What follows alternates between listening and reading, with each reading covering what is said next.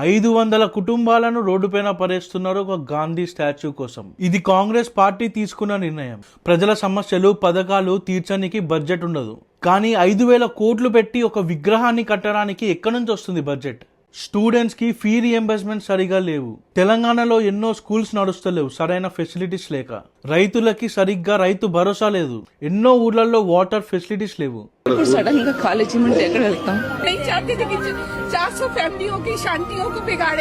కష్టపడి లోన్ తీసుకొని లోన్ సగం కూడా మాకు తీరలేదు. పిల్లల ఎడ్యుకేషన్ రన్ అవుతుంది. నోట్లో మట్టి కొడుతుంటే మేమేం చేయాలి? ఎంతో కష్టపడి లోన్లు తీసుకొని ఇల్లు కట్టుకున్నారు. ఇప్పటికిప్పుడు ఇల్లు కాల్ చేసి వెళ్ళమంటే వాళ్ళందరూ ఎక్కడికి వెళ్తారు? ఇంతమంది కుటుంబాలని రోడ్డుపైన పడేసి ఒక విగ్రహం కడితే అది ప్రైడ్ అండ్ విజన్ అవ్వదు.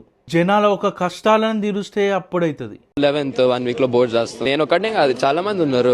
అంత సీరియస్ గా చదవలేకపోతున్నాను, కానీ ఏదో ఎంతో మంది స్టూడెంట్స్ ఇబ్బంది పడుతున్నారు. వాళ్ళ స్టడీస్ పైన కాన్సన్ట్రేట్ చేయలేకపోతున్నారు. ఎంతో మంది వాళ్ళ జీవనోపాధిని కోల్పోతున్నారు. ఒక విగ్రహం కోసం ఇంతమంది ఫ్యామిలీస్ ని ఇబ్బంది పెట్టుడు ఎంతవరకు న్యాయం? అసలు ఈ విషయంలో మీరేమనుకుంటున్నారో కింద కామెంట్ లో చెప్పండి. జై హింద్.